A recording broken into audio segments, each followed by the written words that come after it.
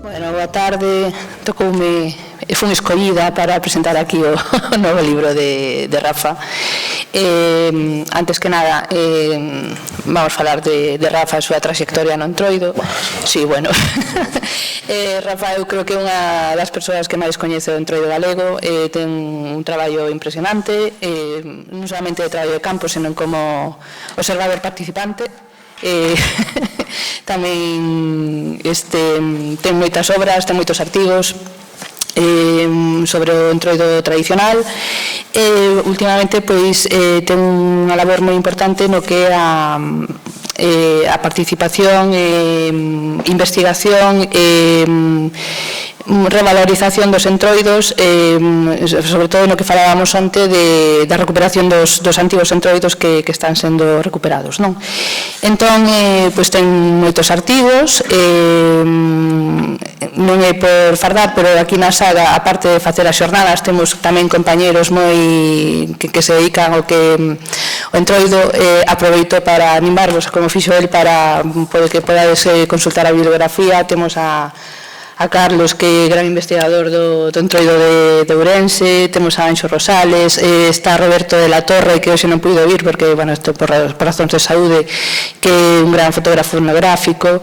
Entón, pois, nesa estela que temos especial co Entroido, pois hoxe aproveitamos para presentar este libro, non? Aparte de ten bibliografía, tedes aquí, por exemplo, ten aquí este caderno moi chulo que é o Entroido do Ade, que é sobre o Entroido tradicional de Lalín. Colaborou a recuperar o Entroido de Augas Santas, o Entroido Soutomaior. Bueno, ten unha bagaxe. Eu espero que algún día cumpla esa amenaza que di de facer un libro xeral sobre o noso Entroido a nivel galego, non? Ben, o libro que temos aquí hoxe chamase A Vereda das Máscaras, estudo histórico antropolóxico dos entroidos tradicionais de Xermade. Levou un premio Investigación Xermade na historia de 2019. Entón está un traballo moi completo, foi un traballo de campo que fixo no Concello de Xermade, no norte de Lugo. Era un entroido que xa estaba, se non me equivoco, totalmente esquecido. Entón un traballo pois feito a partir do que é investigación bibliográfica e sobre todo de entrevistas coa veciñanza, non? Entón, se consultades o que é o índice, pois hai unha contextualización cultural, fala do que o Entroido. Isto pois sería unha excelente introducción, se vos queredes, os que non estades moi familiarizados con Entroido. E despois xa é o que é a descripción do Entroido de Xermade, non? Unha reconstrucción, non? A anunciación do Entroido, o que pois sabes que o Entroido, o ciclo do Entroido, pois ten como unha temporización, non? O Entroido en Galicia non é simplemente poñerse unha máscara, un disfraz, senón que pois é todo un rito, non? Un feito social total, como lle gusta dicir aquí o compañeiro, non? Entón, nese calendario, pois hai un inicio, que é a anunciación do Entroido, a Vereda das Máscaras, o calendario do Entroido, a constitución dos bandos, análise dos personaxes, unha análise estrutural, o desenvolvemento do ciclo ritual. Tamén aquí falábamos antes do correr do Entroido. Bueno, pois aquí tamén fala do que é correr do Entroido en Xermade, os percorridos dos bandos, os ritos, a clausura, etc. non? Entón, pois tamén fala unha sección sobre a gastronomía, o esmorecemento, un análise sobre por que se deu o esmorecemento do Entroido en Xermade. Aquí está o Entroido de Xermade como un feito social total, o Entroido de Xermade en relación con outros entroides limítrofes da terra xa, é dicir que os entroidos en Galicia era o que nos dicías estes ontes, que era o que nos dicía o compañero Jonathan, de que hai unha relación, non é entroidos aillados, senón que adoita haber unha tipoloxía de personaxes, de ritos, que é moi interesante averiguar cal é esa conexión entre uns e outros, non? Conclusións e un epílogo, non? Entón, é unha obriña na calidade que nos ten acostumbrados a Rafa e que vos animo a coñecer. Tedela aí na nosa tenda. E con isto, nada, damos paso a seguinte a presentación, ¿no? Bueno, grazas, Ana. Vamos comenzar entón con isto. Onte tivemos un exemplo dun proceso de recuperación intenso, que foi un proxecto de recuperación ben estruturado, modestia aparte ben feito e ben levado a cabo, como foi o de Aguas Santas, non? Todo o proceso de recuperación debe empezar con unha investigación previa, obviamente, para coñecer o que se ten entre mans, pero non sempre que se fai unha investigación eso se pode logo fraguar nunha recuperación real, porque falta o que decíamos, non? E tamén o que comentou Pili, falta a base social. Se non hai xente, ti podes documentar, estudar, facer unha proposta, reconstruir, pero se non hai xente para mantelo vivo. Entón, aquí temos dous exemplos precisamente da outra cara, non? Pois falabas do caderno, o entroido de Doade, lembranzas dun entroido tradicional de Lalín, un traballo que fixen de documentación de como na parroquia de Doade eran os entroidos, un dos entroidos de Lalín, pero hoxe en día non hai xente suficiente, é unha parroquia que ten 100 habitantes máximo, embellecida, entón non hai masa crítica para manter vivo o levar a cabo. Estamos intentando con asociacións tamén vinculadas ao ámbito da música, pero non se pudo levar a cabo. E no caso do entroido de Xermade, un dos entroidos, porque estamos falando dun concello con diferentes parroquias, con diferentes particularidades dos entroidos en cada parroquia, pois tamén era un entroido con aspectos moi interesantes, non? A nivel antropolóxico e moi rico en canto a prácticas rituais, pero tampouco hai xente para mantelo arriba, non? As asociacións coas que estamos contactando, que teñen a disposición todo o material para poder poñelo en marcha, pois son asociacións de xente que a media igual son 60 anos, co cual, bueno, si correron un entroido, pero isto é unha cuestión de xente nova. Entón, bueno, vemos esas dúas caras, non? Que a veces temos procesos de recuperación completos que se poden levar a cabo, a veces temos procesos de recuperación que lle falta a base documental de investigación ou a fundamentación antropolóxica para leválos a cabo ben, e outras veces tes a investigación pero non tes xente para comentar, para poder realizalos. O termo aboreada ou boreada é o termo que empregan nas parroquias de Xermade para referirse ao anuncio do entroido días ou semanas antes. Borear, non? Sabedes que en galego existe tamén boulear, existen nomes diferentes, non? Veremos como era esa boreada. Pareceme unha frase preciosa cando un veciño me di, non, era a boreada das máscaras, que é como se chaman os personaxes, igual que falábamos mascaritas, mudados, chocalleiros, estos termos entroidos, estos termos xenéricos para referirse ás comitivas de mascarados. Neste lugar era as máscaras, igual que as da Mourela Pacaz, no? das aldeas de Manzanera, que tamén se chama máscaras, en outros lugares se chama máscaras tamén. Entón, o Concello de Xermade está integrado por 10 parroquias, no? O Concello de Xermade é un concello a terrachá, limítrofe con Muras e Vilalba, vale? Un concello moi grande, pero con pouca poboación, ten 2000 personas, máis ou menos. Ten máis a miña parroquia de Salcedo, que está aquí de Pontevedra, ten máis habitantes que todo este concello, que integra 10 parroquias: Burgás, Cabreiros, Candamil, Cazás, Lousada, Miraz, Momán, Piñeiro, Roupar, Xermade, non? Cada un coas súas particularidades. Como digo, un concello tamén embellecido, non? De base fundamentalmente agraria, gandeira, non? O traballo de investigación desenvolveuse entre o ano 2015 e 2020. Foron eses 6 anos de investigación neste concello, fundamentalmente, non? Digamos que como unha investigación ainda que nun lugar concreto tamén é multisituada no sentido que tens que abarcar varias parroquias, varios lugares en cada parroquia. Pois fixemos traballo de campo en todos aqueles lugares onde conseguimos informantes de idade que recordaran o Entroido para poder recoller, non? Pois en Cazás no lugar de Liñarón, en Roupar en Pedreira, en Cabreiro no Empalme no Chan, en Lousada en Teixido da Riba, Garrona, Busto Redondo, Folgoso, en Miraz en Currás, en diferentes barrios de cada unha das parroquias. Como vai isto?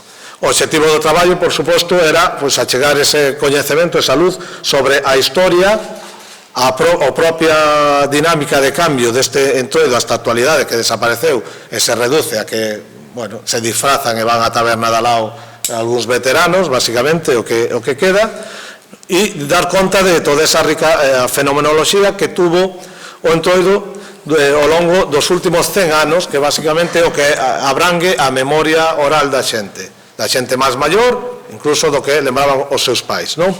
E, sobre todo, divulgar entre os veciños esta riqueza para que eles teñan todo este coñecemento e en un futuro se poda poner en marcha un proceso de patrimonialización e recuperación deste Entroido, non? Hai tres aspectos para min moi interesantes a nivel do Entroido que se ven marcados aquí, que é o tema da normatividade do Entroido, o novo marco de normatividade que impera durante ese espazo-tempo do Entroido, os cambios que se producen tamén no propio Entroido e o tempo do Entroido. Tamén observamos, obviamente, unha homoxeneidade, non só en todos os Entroidos galegos e europeos, senón xa nun aspecto máis micro, dentro, neste caso, o Concello de Xermade. Presenta unha homoxeneidade de trazos comuns en canto ás celebración, aínda que en cada parroquia, sempre hai o seu xeito, non? Incluso trazos que nos permiten comparar este Entroido con outras parroquias limítrofes. A min o concepto Concello, se o de parroquia non me sirve, o de provincia non sirve para nada, o de Concello moitas veces menos, non? Digo de provincia porque a provincia é algo reciente e se forman por apropiacións de parroquias. Quero decir que hai parroquias de diferentes concellos que teñen Entroidos moi similares porque levan hermanadas ou hai unha cultura similar moito antes de que fixeran unha raya ou separaran en concellos. Eso se ve en moitos sitios, non? Pois, de onde Carlos de Viana do Bolo vese perfectamente co fenómeno dos danzantes das máscaras xiróvagas, que temos unha parroquia de Viana, outra de Vilariño de Conso e Manzaneda, que comparten o mesmo tipo de Entroido, cando no resto do Entroido de Viana ou de Vilariño é diferente. Pois aquí pasan cousas similares. Na parroquia de Belesar do Concello de Vilalba ten unhas similitudes moi interesantes con parroquias de Xermade. De feito, o Entroido de Belesar en Vilalba, que estaría moi ben facer un estudio en profundidade, cumplía a función un pouco de Agua Santa respecto da Lama, Ponte Caldelas, porque era o lugar que aglutinaba polas súas carnavaladas, polo seu sermón e polo espectáculo que formaban, non? E, sobre todo, Belesar ten moita relación co Entroido de Cazás, non? A estrutura podémosla dividir nestes 5 elementos. Hai unha anunciación, unha aboreada ou boreada das máscaras, de forma que semanas antes do Entroido, de unha forma máis ou menos líquida, como se dixe, informal, de repente un veciño dalle o arrouto e sai pola noite a tocar o corno e empezan a anunciar o corno, como se facía en moitos sitios. Entón, os de outro barrio escoitan e tocan, e así xa empezan noites antes a ir anunciando, aboreando a chegada do Entroido co toque aos cornos. Logo hai o establecemento do que é o calendario festivo, a constitución do bando cos diferentes oficiantes, o propio desenvolvemento dos ritos e as clausuras, os ritos de clausura, non? Entón, estas serían as 3 etapas: a anunciación, o desenvolvemento e a clausura do rito.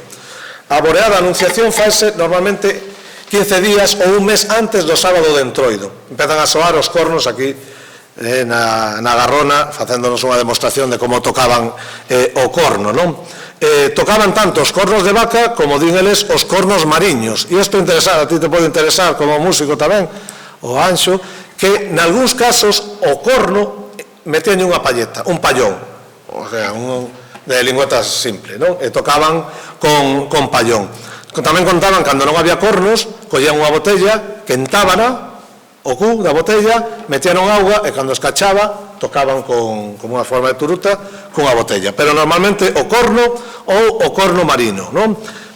Normalmente facíase as primeiras horas da mañá cando arrancaba a alba ou xa a noitiña, xa empezaban aí co furor bélico de tocar o corno, non? Bueno, o calendario en Xermade vai variando dunhas parroquias a outra. En Burgás, 15 días antes do sábado de Entroido, xa saían as máscaras. Logo, sábado de Entroido e martes de Entroido.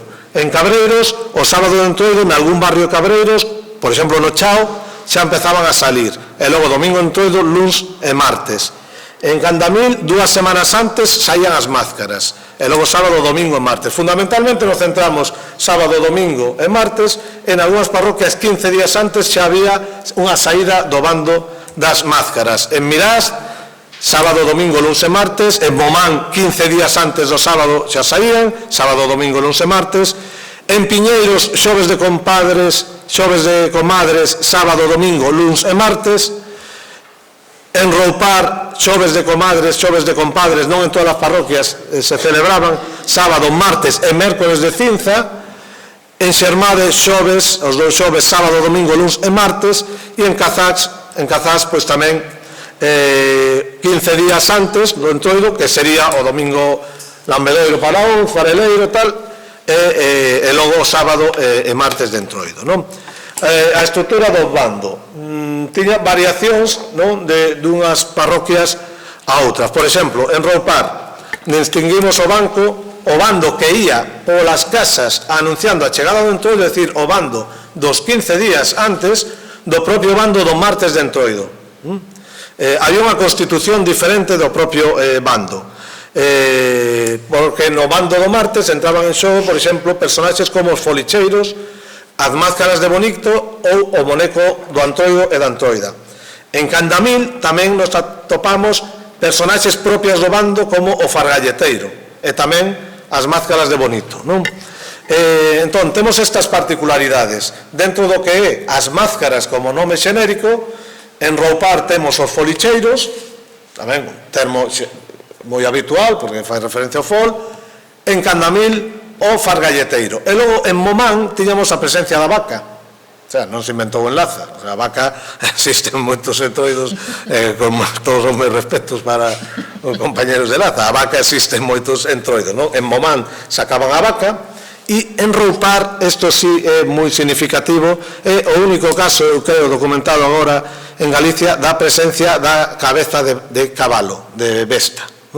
Igual, agora hai máis datos, pero temos a presencia en mascaradas de Zamora, temos a súa presencia en Gales, temos a presencia de cabalos tipo hobby horse noutros entroidos, ou de mulas, pero o tema do cráneo, o que chaman a cabeza de besta, estamos documentando en Roupar nun rito de inversión moi interesante. Logo, a mascarada da Santa Compaña, que se facía en Piñeiros, Roupar e Cabreiros, onde se vestían de Santa Compaña, incluso con calacús, bueno, con colondros, como se di? Si non é de Salcedo, como lle chamas aos calacús? Cabazas. Cabazas, eso. Vale. Con cabazas, vale. Cabazas, e facían esa mascarada, non? De ir polos camiños asustando. Logo en Roupar, en Candamil, temos o Antroido, os monecos vinculados á clausura, e en Roupar temos tamén os carros de Entroido. É a única parroquia. Isto non quita que noutros sitios non houbera, pero a memoria oral non chega a revelarnos eses datos. E en Cazás, o sermón, que é tamén moi habitual, non? As personaxes do bando, a fianza, este é maravilloso, non? A fianza. Se ti vas polas casas enmascarado, pode xenerar certa tensión. Entón, aquí eran explícitos. Había unha persona que se chama fianza, que é o que vai diante sin enmascarar, que é o que dá conta de, oi, os que veñen aquí non son ocupas nin vándalos, son veciños enmascarados. Entón, era un veciño da zona, coñecido por todos, que iba sin disfrazar e sin cubrir a cara. A súa función era pedir o permiso para entrar nas casas durante os ritos de cuestación, e o que daba cara pola comitiva. Logo iba o do saco. O do saco era o que levaba un saco moi grande, que sempre causaba risa, non? É onde ibas metendo as cousas. O de levar un saco grande é algo que logo nos copiou Carrefour. A ver, eu tamén son economista e entendo un pouco desto. Entón, canto máis grande poñas os carros nos hipermercados, máis tendencia tes a comprar, porque sintes certa vergonza a levar ali unha dúcia de ovos nun carro así. Entón, se ti levas un saco grande, pois ao final tamén incita a xente a botar máis cartos ou máis viandas. A súa función é recoller a comida que daban, os freixós e demais. Logo estaba o que levaba a cabeza da besta, exclusivo de roupa. Unha cabeza de cabalo limpa que se guardaba dun ano para outro e que saía nesas comitivas previas, pero martes de Entroido non saía. E era un elemento ritual esperpéntico no que se facía o rito de impoñer a cabeza da besta, un arremedo satírico dos ritos de imposición do santo das parroquias limítrofes, onde hai moitos santuarios abogosos do gando, onde se fai o famoso rito de poñerche un santo, Deus, San Roquiño bendito, che dé a sanidade e te quita a enfermedad. Pois estes o que facían era levar unha cabeza de besta de cabalo, entrar na casa, coller o petrucio da casa, porlle a cabeza enriba e que che quite a sanidade e che traia a enfermedad. Era un rito de inversión coa imposición da cabeza de besta.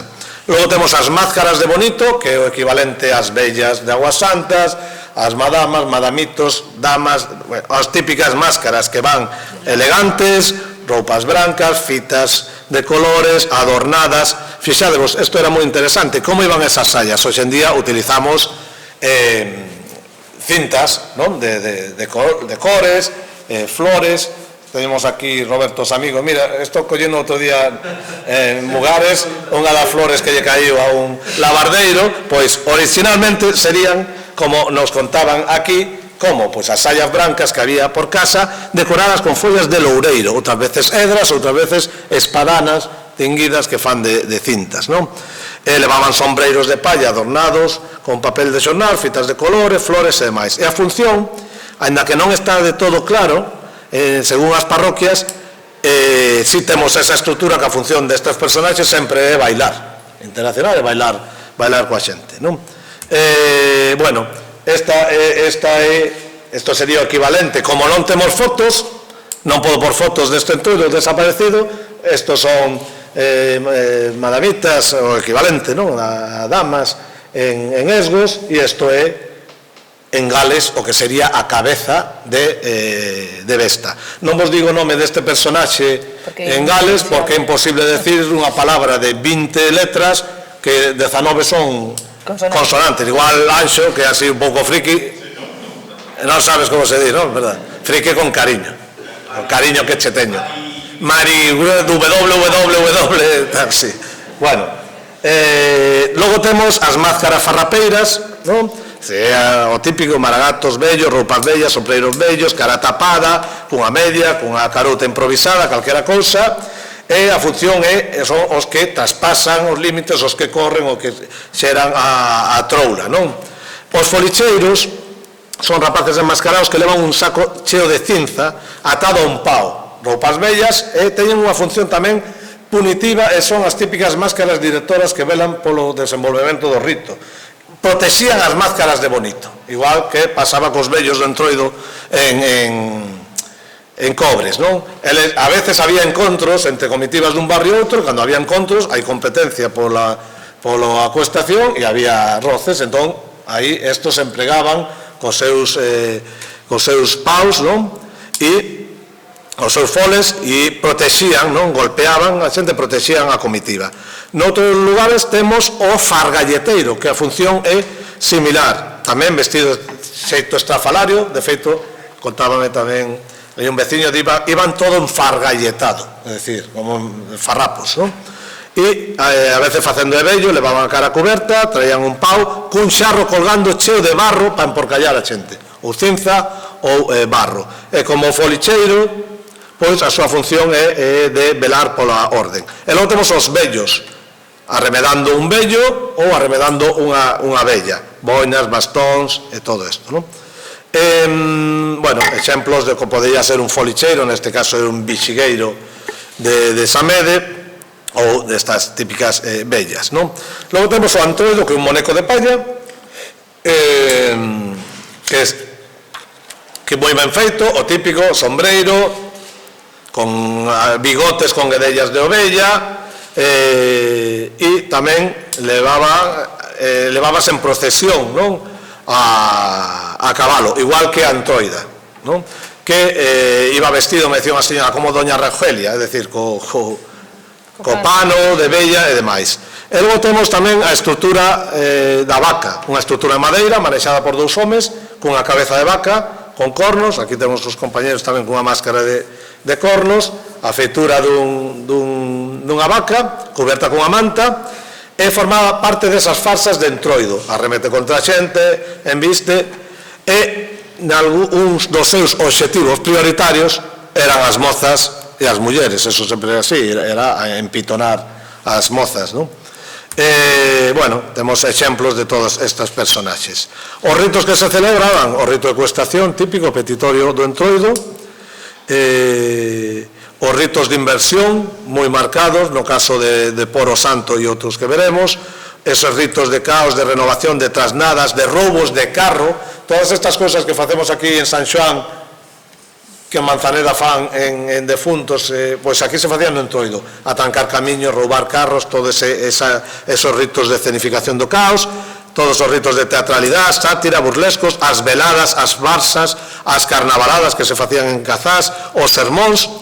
Temos tamén ritos vinculados ao lume, ritos máis de carácter esconxurador, os bailes, había bailes, acabaron sendo sustituídos esas ruadas e fiadeiros por bailes de salón, porque se empezaron a facer bailes de salón, xa viña unha orquesta, e logo temos tamén as comidas que imaginadevos en Lugo, como se come, pois no Entroido, pois era aquel unha bacanal. E a xoga do galo, que como se chama a corrida do galo, que se facía en Cabreiros, Losada, Piñeiro, Xermade, Momán e Candamil.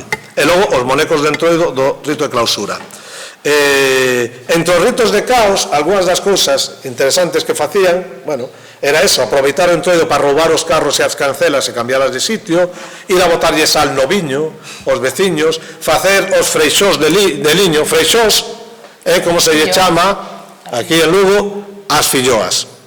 Os que hai algún da Coruña? Son as crepes, tienes na Coruña? Son as crepes na Coruña, son as... Sempre fago o mesmo chiste, pero que máis me dá, por meterse así un pouco cos de la Cor. Bueno, os freixós que se toman envolto con carne, como un burrito. Dulces ou salados. Sí. Ben, pois o que facían, como facían os freixós para invitar os que viñan polas casas no rito de costación, facían freixós de liño. Remozaban un pano de liño e fritíano e logo metíano, e ti collías un freixó, empezabas a roer e era un pano. Entón facían este tipo de bromas, atancaban as portas, os camiños. Lembro un veciño que traballaba nas pontes de García Rodríguez e saía moi cedo, a 6 da mañá. Nesa época nevaba, levantaron un muro de neve no camiño, e cando sai co coche o home non chegou, botouse a Dios, non pudo chegar porque tiña un muro, sabes, el muro foceo deste que había en las Termópilas de 3 metros de neve, estaba ali sin poder sair. Tapaban as chimeneas, entón cando estabas cociñando se te enchía a cociña de lumo, tapaban as fechaduras, sustos a xente que iba pois a misa ou pola noite coas cabazas facendo o tema da Santa Compaña. Collerlle o veciño, isto era moi boa, collerlle o cabalo veciño e pintarlle como unha cebra. No día seguinte tiñas pintado con borro o cabalo convertido en unha cebra, soltarlle o gando. Por exemplo, unha das cousas que facían en Doade era roubarlle unha ovella ao veciño e atala a campá. Entón, toda a noite a ovella estaba tocando a campá do pueblo. Bueno, estes ritos de caos, non collas ideas, vos logo, que en Agua Santa xa este ano, vale? Está aí tomando nota. Os ritos de teatralización, un dos que practicaban, que era moi interesante, era ir sacramentar. Xuntábanse, isto eran veteranos, non eran mozos, eran veteranos xa curtidos no tema da sátira, un de monaguillo e outro de cura, e marchaban ás 12 da noite ou da mañá polas casas a sacramentar. Entraban nas casas, a cambio de viño e tal, e iban a sacramentar como se estiveran enfermos, non? A farsa do carro xunguido con ovellas, Anxo, que tamén se repite en moitos lugares de Europa, tamén a facían, as carnavaladas, as farsas, o sermón, en Cazás tamén iban a belesar, dar o burro, do que nos fala tamén Risco, o poro santo, que como se chama, carteliño, monigote, pegarlle os veciños na espalda, eso é poñer o burro, dar o burro, o poro santo, tamén o facían. E logo o tema dos ministerios. Sempre hai poetas populares, sempre hai xente que ten un inxenio do que logo veñen os actores a aprender, non? E en Cabreiros, nun dos barrios de Cabreiros, un veciño puxolle a todas as casas do vecindario o nome dun ministerio. Entón, cando chegaba o Entroido, entón, o que traballaba na Deputación nos xardíns era o Ministerio de Agricultura, o outro que era tal, era todo ministerios. Entón, construían farsas, coplas teatrais sobre cada casa en base ao oficio e ao ministerio, iban de ministerio en ministerio, non? Como digo, había sempre baile, había logo eses bailes improvisados que se facían nun torreiro ou nunha casa, en unha pendella, foronse desplazando os bailes cando empezaron os salóns. Había o Salón de Albariza en Momán, o Salón de Segundo en Roupar, o Salón do Seco no Empalme, que era que é un barrio de Cabreiros onde se facían os ministerios, o Salón do Campo a Feira e o Salón da Carballera o Chao. Hoxe en día vedes que moitos, bueno, pois isto é unha pendella, se está en ruínas, se está pechado, pero existen todavía as construccións deses antigos salóns, non? Bueno, aquí é como se fai os freixós, mirade o tamaño dos freixós. Isto é algo maravilloso, porque ten toda unha ritualística, non? Os freixós só se pode facer nun tipo de pedra que se chama pedra morta. A pedra morta só se pode coller nun lugar, atoparla nun lugar que é un castro que está en Cabreiros. Hai unha veta desa pedra, colles a pedra morta, e hai pedra morta macho e hai pedra morta femia. Entón, hai que saber distinguir o xénero da pedra, porque só a pedra morta macho sirve para os freixós. Logo hai que cocela, é un proceso moi complexo. E logo de forma inclinada, faise o amoado, vaise facendo. Eso que escurre dos freixós chámanse Fernandos, o sea, as partes do freixón teñen nomes, o sea, isto é a cultura. Isto é a cultura en plena potencia. Ben, e logo, claro, eso xa envolto con lacón, con grelos, tal, xa pasamos da cultura ao que é a arte sublime, non? Xa, o que é a realización do ser humano a través da gastronomía, non? Que é o que te pode equiparar a Deus na túa capacidade de creación de cousas extraordinarias. Ben, pois quedou ben, gustaronche, non? Que me gustaron moito, freixóns me gusta, que lle vamos a facer? Bueno, pois freixóns, reixóns, cocido, o típico, non? As torradas de ovo de azucre, as torradas de pingo, todas estas cousas que se repiten. A xente, cando falaba das papas con arroz, o do arroz con leite era a maior delicatesen. Hoxe en día non lle damos valor a cousas, claro, sobra de todo, non? Pero o arroz con leite era, falanche como, bueno, algo increíble. E, por suposto, orella, cachera, chorizos, lacón, costela, porco, como bo porcofílicos que somos, e o galo, que forma parte do ritual.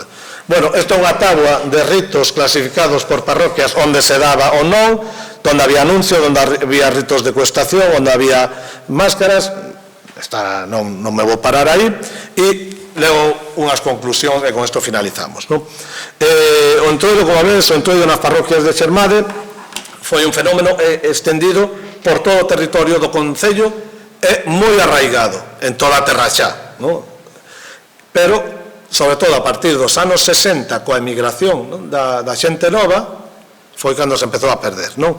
Todos estes entroidos de Xermade reunían as características rituais, escenográficas, sociais, culturais propias dos entroidos tradicionais máis senlleiros e máis complexos, non? Ademais, nos entroidos de Xermade se conservaban figuras prototípicas, non? Como poden ser as máscaras de bonito, as máscaras farrapeiras, os folicheiros, os fargalleteiros, os vellos, a vaca, os monecos de entroido, todo ese repertorio icónico que temos nas mascaradas.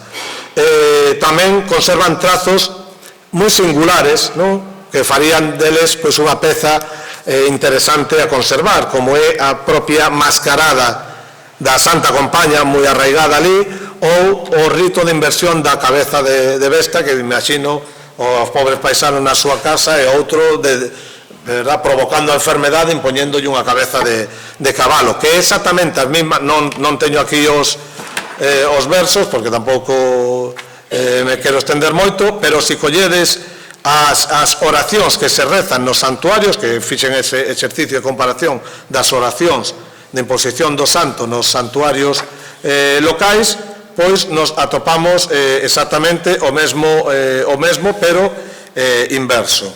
Se me dades 20 segundos, porque creo que é interesante. 115, para que vexades como é unha imaxe, digamos, especular. Ben, por exemplo, no ensalmo que se reza nunha dos santuarios, por exemplo, en Mondoñedo, que está aperto, reza: San Roquiño che saque a enfermedad e che dé a sanidad polo poder que ele ten, e a Virxe María, amén. E eles rezan, poñenche a cabeza da besta e rezan: San Roquiño bendito, che quite a sanidad e te poña a enfermidad, non é polo meu poder, que é polo poder que Dios ten, e da Virxe María, amén. E van casa por casa poñéndolle a cabeza da besta. Bueno, un rito de inversión moi interesante, non? Tamén moi significativo os ritos de anunciación do entroido, a propia boreada, a presenza do toque do corno, que temos documentado en outras zonas tamén do país, a propia despedida, como estaba moi delimitado o percorrido hasta os límites da parroquia, dar a volta nun marco concreto, toda esa comitiva co entroido a entroida nun burro montados, resacralizando os límites territoriais da comunidade, e logo se queimaba, acababan cunha festa, non? Tamén, por suposto, o carácter gastronómico é significativo, e, como digo, polas súas dimensións religiosas, sociais, económicas, políticas, é un feito social total, así o vivía a xente. E logo ten similitudes con entroidos tanto do Concello das Pontes como, sobre todo, co de Vilalba, e incluso outros da provincia de Lugo, o que acredita esa homoxeneidade, non? Estes entroidos de Xermade foron paulatinamente desaparecendo a partir dos anos 40, sobre todo o incremento, a puntilla foi a partir dos anos 60, coa emigración máis masiva da xente, coa reducción da natalidade, porque as sociedades de base agraria, a civilización agraria galega está desaparecendo totalmente, e entón, donde antes, como me decían, había por casa 7, 8 rapaces, e en cada barrio había 20 ou 20 e pico mozos, deixou de haber ninguén. Entre a emigración e todo ese despoboamento, entón xa non había quen mantivese vivo. Eso dos bailes foise desplazando os salóns, as orquestas e demais. Moito do teatro popular revertiuse en obras de teatro que se facían nos salóns, compañías itinerantes de obras de teatro, a veces locais, e iban facendo nos propios salóns, e foise esmorecendo, non? Pero o bo é que, como pasa con moitos lugares, pois aínda hai testemunhos vivos en Galicia que recordan pois estas vivencias, e podemos saber o que era a riqueza deste entroido.